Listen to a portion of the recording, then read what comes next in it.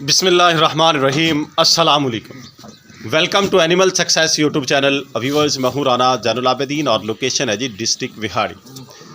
आज डेट है जी 27 नवंबर 2024 और बुध का दिन है जी। ये जो रात गुजरी है, अभी अर्ली मॉर्निंग का टाइम है, 7 बज रहे हैं। इस रात में एक मसला दरपेश आया, वो मैं आपके सामने रखूँगा। मेरे विलेज के अंदर एक भाई के पास कुछ गॉट्स हैं, कुछ बकरियां हैं। वो बकरी जो है कल शाम को कोई थोड़ी बहुत ढीली थी, मतलब सुस्त थी। ढीली से मुराद ये कि सुस्त थी। अब उन्होंने टेम्परेचर वगैरह भी नोट ना किया, यानी उसने खाया पिया रूटीन से थोड़ा कम। ये उनके बताने की बात है कि उसने रूटीन से थोड़ा बहुत कम खाया और रात में वो अपनी बकरियों को दाना डालते हैं। जो दाना जो है वो भी उसने रूटीन से कम खाया ज़रूर, मगर कम खाया। उसके बाद उन्होंने जानवरों को जो है रात में जिस जगह पे छोड़ती हैं वहाँ पे छोड़ दिया। और तकरीबन कोई 11, सवा 11 या 11:30 के करीब उन्होंने चक्कर लगाया जानवरों में। देखा कि वो बकरी जो है उसके मुंह से झाग यानी पानी टाइप टपक रहा था और वो जो है वो सुस्त खड़ी थी। उनके बकौल ये है, उन्होंने मुझसे रब्ता किया, मैं गया। उन्होंने कहा जी पहले मैं जब बकरियों के पास आता हूँ तो ये भागती है, भाग के मेरी तरफ आती है। आज जो है ये उस रूटीन से हट के है और इसका मुंह से झाग आ रही है और सुस्त है।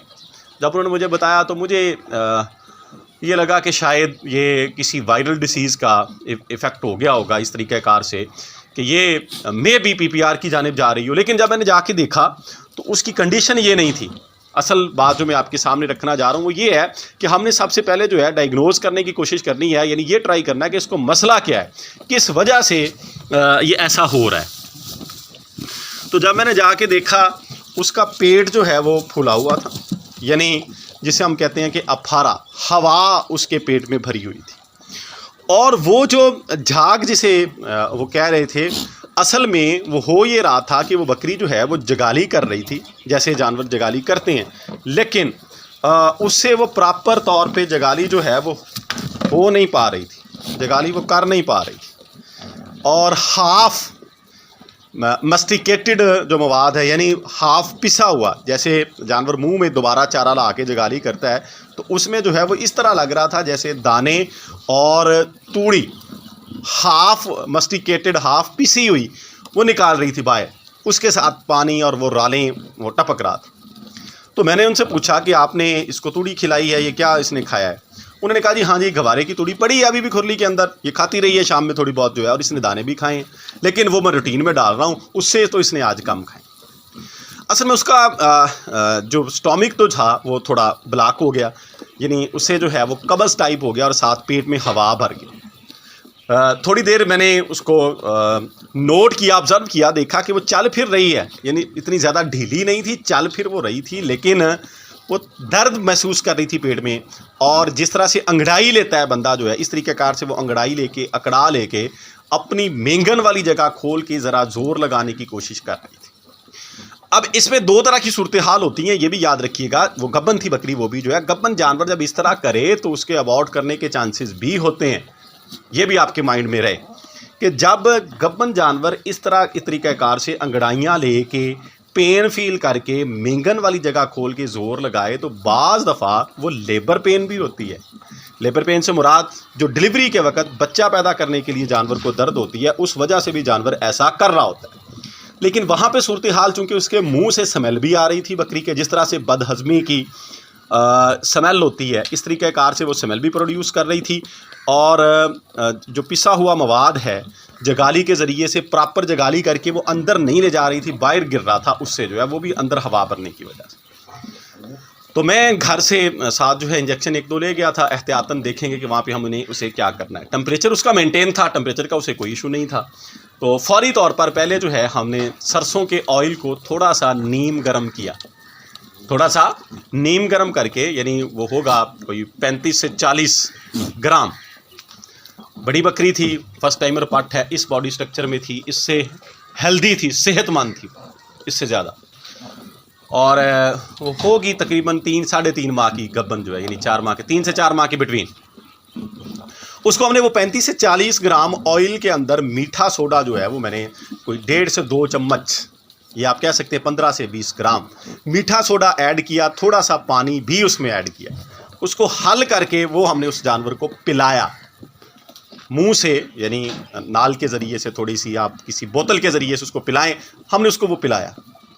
पिलाने के साथ मैंने उसको एहतियातन जो है ऑक्सीफिन LA का इंजेक्शन अवेलेबल था, एंटीबायोटिक, क्योंकि बाद दफ़ा इन्फेक्शन की वजह से, जिस तरह हम कह देते हैं स्टोमिक के अंदर कोई इन्फेक्शन हो उससे ऐसा हो जाता है, तो वो लगाया हमने उसको 4 cc जो है 4 ml, और 25 से 30 cc ऑयल जो है सरसों का ऑयल ही सरिंज के ज़रिए से उसकी जो मेंगन वाली जगह है वहाँ पे, मेंगन वाली जगह पे जो है हमने उसको डाला, ताकि उस डालने का पर्पज़ एक होता है कि बाद दफ़ा ये जो मवाद है, ये जो ड्राई फीड है, ख़ास तौर पे ड्राई फीड खाने से खुश्की हो जाती है जानवर के अंदर, इंटरनल वेंस के अंदर, वो रेक्टम, बड़ी आंत, जिधर से मवाद को निकालना होता है, फुजले को, मेंगन वगैरह को, वहाँ पे खुश्की हो जाती है। तो उसको तार करने के लिए हम बैक साइड से, जिधर से जानवर जो है वो मेंगन करता है, ऊपर वाला होल मेंगन वाला जो है, यहाँ से हम सिरिंज के ज़रिए से, सिरिंज थोड़ी सी अंदर करके उससे ऑयल डाल देते हैं। तो वो ऑयल हमने उसको डाल दिया, तो पेट के उसको दबा के देखा, अगर ज़्यादा होता, मतलब बाज़ दफ़ा बहुत ज़्यादा जानवर जो है वो हवा भर लेता है, तो फिर नीडल से, बारीक सुई से जो है उसके पेट में थोड़े थोड़े होल्स भी किए जाते हैं ताकि वो हवा जो है निकल जाए। लेकिन इस तरह की नौबत उसकी नहीं थी। हमने उसको ये किया और उसको देखा 15-20 मिनट वहाँ पे, यानी तकरीबन ये 12 बज के कुछ मिनट का टाइम है, उससे लेकर 1 बजे के बिटवीन हमने ये सारा कुछ किया जो मैं आपके सामने रख रहा हूँ।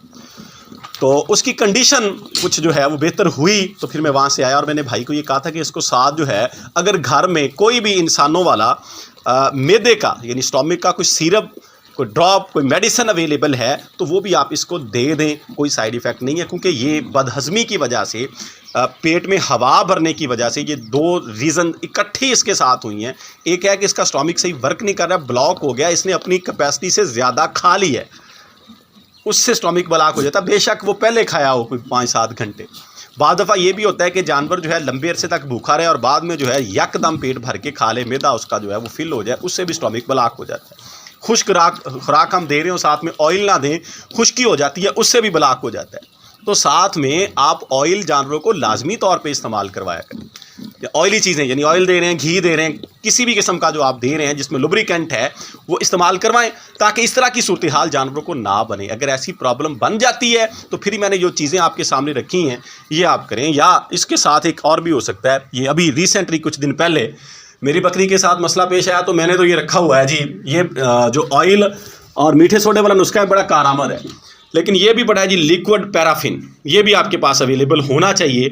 ये भी आप अपने जानवर को अगर 15 से 20 ग्राम दे देते हैं, बड़े जानवर को, तो इससे भी फौरी तौर पे उसको रिलीफ मिल जाता है स्टोमिक के हवाले से।